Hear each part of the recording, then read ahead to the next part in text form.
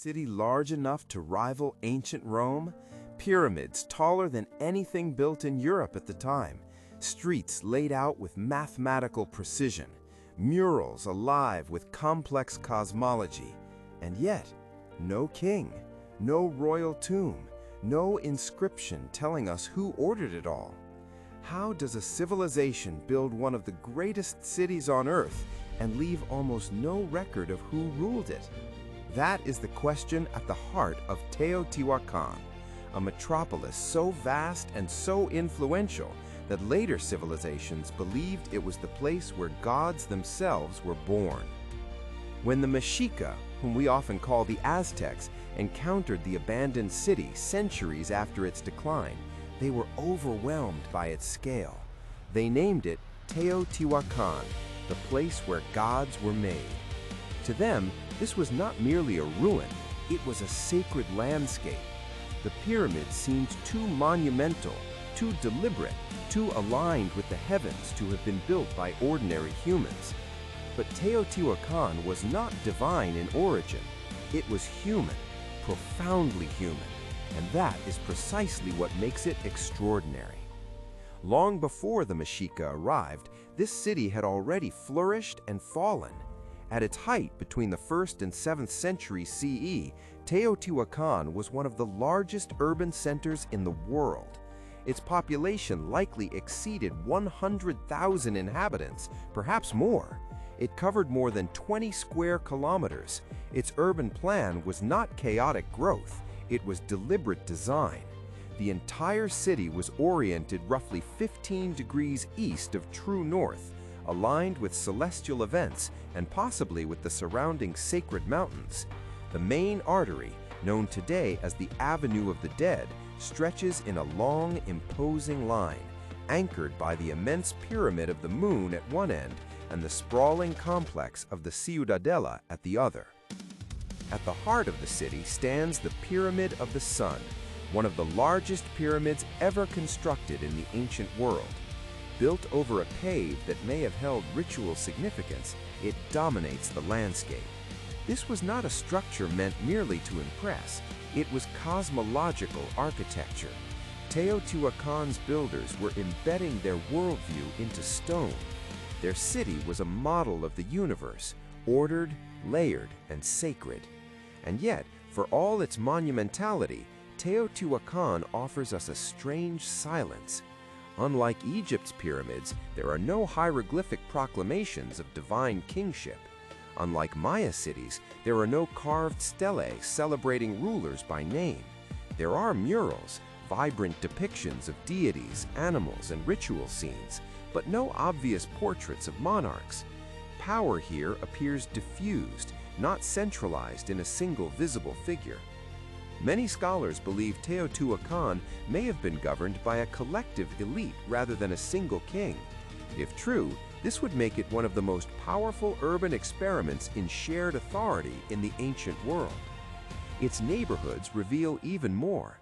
Excavations show that Teotihuacan was a multi-ethnic metropolis. Distinct compounds housed communities from Oaxaca, the Gulf Coast, and even Maya regions far to the southeast. This was not an isolated highland city, it was deeply connected. Obsidian from nearby quarries fueled a vast trade network. Teotihuacan goods have been found across Mesoamerica. In the Maya city of Tikal, evidence suggests that Teotihuacan influence was not merely commercial, it was political and military. Around the 4th century, figures linked to Teotihuacan appear in Maya inscriptions, marking a turning point in that region's history. This influence was not accidental. Teotihuacan was organized. Apartment compounds, sophisticated multi-family residential complexes housed most of the population. These were not slums pressed against elite centers. They were carefully constructed spaces with drainage systems, painted walls, and courtyards. Social hierarchy existed, certainly, but the distribution of wealth appears less extreme than in many contemporary societies. The city suggests a different model of urban life, one where collective identity may have mattered more than royal spectacle. Religion permeated everything. The Feathered Serpent, later known as Quetzalcoatl, appears prominently in sculptural programs, particularly at the Temple of the Feathered Serpent within the Ciudadela complex. This pyramid once displayed hundreds of massive serpent heads emerging rhythmically along its facade. Beneath it, archaeologists discovered the remains of sacrificial victims, individuals buried with ritual precision. These findings remind us that Teotihuacan's order was not peaceful in the modern sense. It was cosmically ordered, and sacrifice played a role in sustaining that balance. But then, something changed. By the 6th or 7th century, the city began to fracture. Evidence of burning appears in elite compounds along the Avenue of the Dead. The destruction was targeted. It does not resemble foreign invasion. It suggests internal upheaval, perhaps rebellion, perhaps political crisis, perhaps environmental stress compounded by social tension. Population declined. Monumental construction ceased. Gradually, the city emptied. Why? There is no single answer. Climatic data indicate periods of drought during this era. Resource pressure may have strained agricultural systems. Political cohesion may have broken under stress. Trade networks could have shifted. Teotihuacan's power was immense, but like all complex systems, it depended on stability across many interconnected layers. When those layers faltered, the city could not sustain itself. And yet, Teotihuacan did not vanish into irrelevance. Its memory endured. Later civilizations reinterpreted it, walked its avenues, and embedded it into their own cosmologies. Its architecture influenced generations of builders. Its urban model remained a reference point for centuries. Even in decline, it shaped the intellectual and spiritual landscape of Mesoamerica. What remains today is not merely stone. It is a question about how human beings organize power, belief, and space.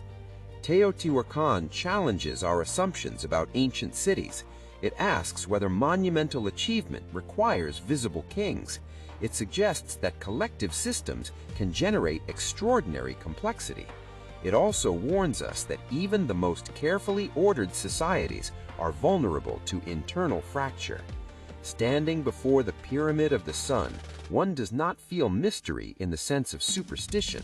One feels scale, intellectual scale, the scale of ambition required to map a cosmos onto Earth, the scale of cooperation required to sustain a city of such magnitude, and the scale of fragility inherent in any human design. Teotihuacan was not the city where gods were born. It was the city where humans imagined gods into architecture. It was a civilization that built its worldview into stone, and then discovered that stone alone cannot guarantee permanence. Empires fade, names disappear, authority dissolves, but the questions they leave behind endure. In that sense, Teotihuacan still stands, not as a monument to lost divinity, but as a reminder that every society, no matter how powerful, is an experiment, and every experiment carries within it the possibility of both brilliance and collapse.